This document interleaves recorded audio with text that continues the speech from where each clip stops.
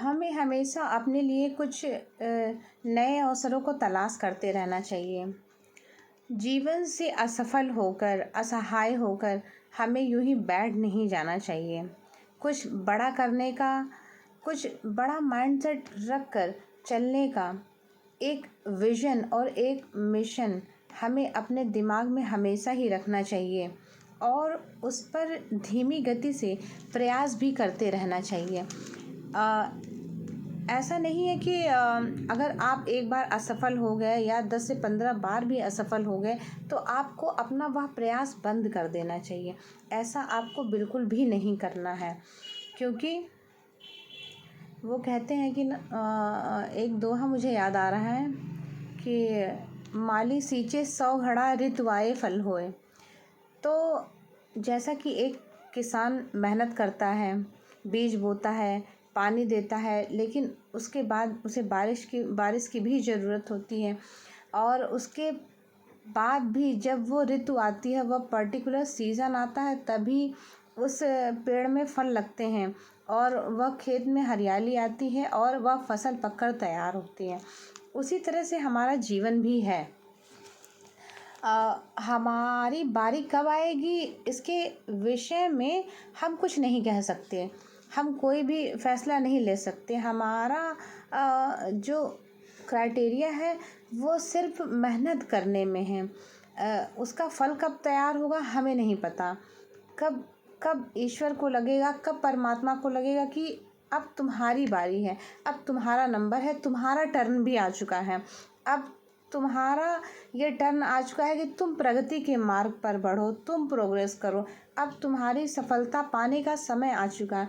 ये ईश्वर डिसाइड करते हैं, ये परमात्मा डिसाइड करते हैं कि आपको सफलता कब पानी है, किस मुकाम पर पानी है, लेकिन आपको मेहनत करते जाना है। अपने लिए नए नए आयामों को ढूंढना है। अपनी ज़िंदगी से व्यथित और निराश नहीं होना है। जो जैसा है उसको वैसे ही एक्सेप्ट करिए और यदि उसमें कुछ परिवर्तन कर सकते हैं तो उसमें थोड़ा बहुत परिवर्तन भी कीजिए, क्योंकि आप दूसरों को तो नहीं बदल सकते लेकिन खुद में सुधार ला सकते हैं। तो खुद को सुधारते हुए आप जिन परिस्थितियों को परिवर्तन कर सकते हैं, परिवर्तन कीजिए और अपने लिए स्टैंड लेना सीखिए, अपने लिए खड़े होना सीखिए। खास कर यदि आप एक महिला हैं तो बिल्कुल आपको अपने लिए स्टैंड लेना ही पड़ेगा, चाहे वह विषय आपकी एजुकेशन को लेकर हो, आपके करियर को लेकर हो या आपको शादी से जुड़े फैसले लेने हों। इन सभी पर आपका अधिकार होना चाहिए, आपका प्रभुत्व होना चाहिए। माँ बाप आपके मार्गदर्शक बन सकते हैं, आपके पथ प्रदर्शक बन सकते हैं, लेकिन अंतिम फैसला आपका ही होना चाहिए। इसलिए क्योंकि रुचि आपकी है, पढ़ना आपको है, उस पर मेहनत आपको करनी है, दिन रात आपको लगाने हैं, रात रात भर जाकर पढ़ाई आपको करनी है। तो फैसला किसी तीसरे का क्यों? आपका अगर उस फील्ड में रुचि नहीं है, आप यदि डॉक्टर नहीं बनना चाहते हैं और एमबीबीएस में एडमिशन आपने ले लिया, तो क्या आप पढ़ पाएंगे? क्या आप उसको कंप्लीट कर पाएंगे? आपकी रुचि नहीं है, आपका मन ही नहीं लगता वहाँ पर, आप पूरे मनोयोग से वहाँ हैं ही नहीं, तो कैसे पढ़ेंगे? आगे की पढ़ाई पूरे 5 साल आप कैसे बिताएंगे वहाँ पर? तो इन सब चीज़ों पर भी विचार करना चाहिए कि अंत में डिसीज़न मेकर आप ही होने चाहिए। आपके निजी ज़िंदगी के फैसले खुद आपको ही लेने पड़े। आपको इतनी स्वतंत्रता, स्वच्छंदता दी जानी चाहिए और मिलनी भी चाहिए, और यदि ना मिले तो आप अपनी बातों को अपने परिवार वालों के सामने रखें और उन्हें उसके बारे में बताएं, उन्हें उन बातों पर सहमत कराएं। कुछ नहीं होगा, थोड़ा बहुत सा वाद विवाद होगा, उसके बाद लोग आपकी बातों को सुनेंगे भी, समझेंगे भी और उससे सहमत भी होंगे। Fight for your right. जब कॉन्स्टिट्यूशन से आपको, संविधान से आपको राइट्स मिले हुए हैं, तो आप अपने अधिकारों के लिए क्यों नहीं लड़ेंगे, क्यों नहीं खड़े होंगे? आपको खड़ा होना ही पड़ेगा और खड़ा होना भी चाहिए।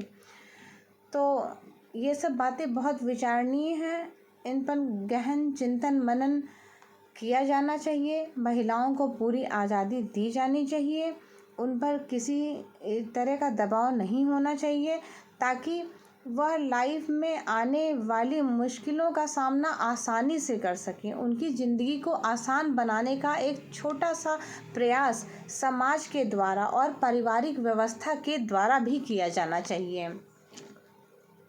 और इसमें महिलाओं को भी अपना सहयोग देना पड़ेगा।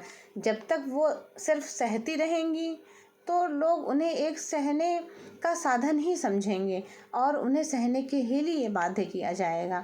जब आप सहना छोड़ देंगी, अपने लिए स्टैंड लेना शुरू करेंगी, खुद के फैसले लेना खुद शुरू करेंगी, तभी समाज में भी परिवर्तन आएगा, पारिवारिक स्थितियों में भी परिवर्तन आएगा और आपकी स्थिति में भी परिवर्तन आएगा, जो कि आपको देश विदेश और समस्त उच्च पदों पर और उच्च पटल पर जाकर स्थापित करेगा और आपके जीवन को सुखमय और आनंदमय बनाएगा। तो इसलिए स्त्री को अपने हितों के प्रति जागरूक होना चाहिए और दूसरों से अपने हितों की मांग भी करनी चाहिए। इन्हीं सब बातों के साथ मैं अपनी वाणी को यहीं विराम देती हूँ। धन्यवाद।